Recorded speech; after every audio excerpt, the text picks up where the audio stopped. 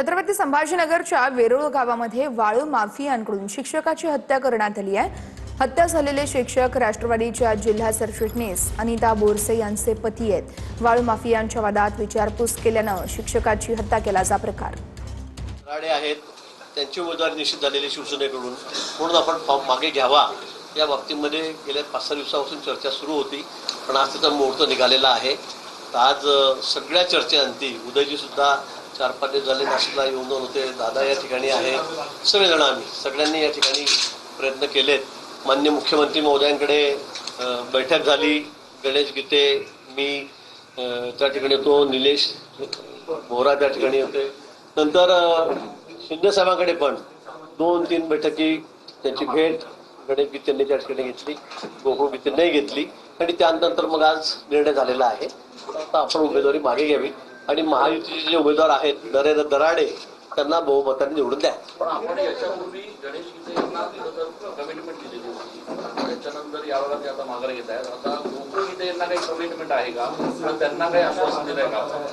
नाही, आमच्याकडे कुठलीही कमिटमेंट किंवा त्यांची तशी मागणी नाही की आमचं काय का पुढे काय काय देणार का घेणार। पण निश्चित आपल्याला माहिती आहे वजनदार नाव आहे गीते बंधू म्हणजे नाशिक जिल्ह्यामध्ये, नाशिक शहरामध्ये गेल्या अनेक वर्षापासून ते नगरसेवक आहेत। 2 वेळा स्टँडिंग कमिटीला ते चेअरमन होते मागच्या काळामध्ये, आताही आमचे नगरसेवक आहेत। त्यामुळे निश्चित त्यांचा विचार केला जाईल, हे मुख्यमंत्री महोदयांनी सांगितलेलं आहे आणि आम्ही सांगितलेलं आहे। काल मुंबईला जाण्याआधी गोकुळ गीतेंची भूमिका होती की कुठल्याही परिस्थितीत माघार होणार नाही, मात्र मुंबईतल्या बैठकीत नेमकं असं काय घडलं की त्यानंतर त्यांचं मत परिवर्तन झालं? चांगली चर्चा झाली आणि त्यात ठरलं। नेमकं दबावतंत्र आहे की मनधरणी आहे? कारण प्रश्न असा आहे, एक पत्र समोर आलेलं आहे, त्या पत्रामध्ये राज्याच्या कायदेशीर सल्लागारांनी हायकोर्टाच्या वकिलांना पत्र लिहिलेलं आहे। त्यामध्ये म्हाडा प्रकरणाची चौकशी करावी किंवा म्हाडा प्रकरणामध्ये सुप्रीम कोर्टात जावं आणि गणेश गीतेंचा जामीन अर्ज जो आहे तो रद्द करावा असे। बरं का, म्हाडाच्या केसमध्ये अनेक लोकांचा समावेश आहे, फक्त गीतेंचाच नाहीये, त्याच्यामध्ये अनेक लोकांचं नाव आहे आणि तो विषय काही एवढा मोठा नाही की त्यामुळे गीते बंधू म्हणतील की आम्ही आता माघार येऊन टाकतो आणि घाबरतो, असा कुठला विषय नाहीये।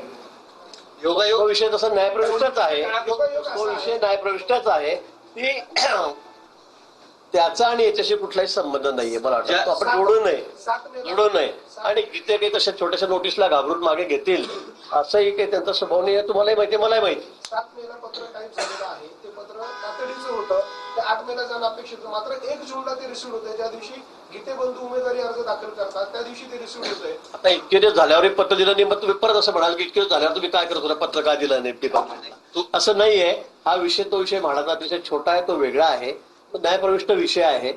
काही असं काही विषय नाही घायगाईवर आलेला की याच्यामुळे हे करा तर ते करू, ते करा तर ते करू, असा कुठलाही विषय नाही, कुठलाही विषय नाही, त्याचा याच्याशी संदर्भ जोडता पण कामात नाही।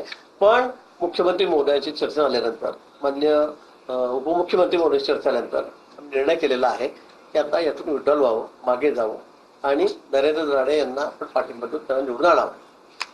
मग इतका वेळ का लागला होता भाऊ? तुमच्यासारखे 3 दिग्गज मंत्री नाशिकमध्ये 4-4, 5-5 दिवस होते, एका अपक्ष उमेदवाराची, आता वारंवार ते देखील सांगतात की माझा भाजपशी थेट काही संबंध नाहीये, मग एका अपक्ष उमेदवाराची एवढी भीती महायुतीला का वाटावी? त्या भीतीने गीते गणेश गीते आहेत, ते आमच्याशी जुडले तुम्हाला माहिती आहे, माझ्या किती जवळचे संबंध आहेत त्यांचे तुम्हाला माहिती आहे आणि त्यामुळे मग तुम्हीच दाखवत होता, बघा गिरीश महाजन जिथे जवळचे तेच बंडखोरी करतात, तुम्हीच दाखवत आणि तुम्हालाही रोज दाखवायला पाहिजे काहीतरी, म्हणून आम्ही 2-4 दिवस थोडं टाळलं होतं। तुम्ही काय दाखवाल नंतर, मग लोक काय बघतील? नाही, उलट त्यांची उमेदवारी काय आम्हाला जास्त दिवस दाखवत आला काय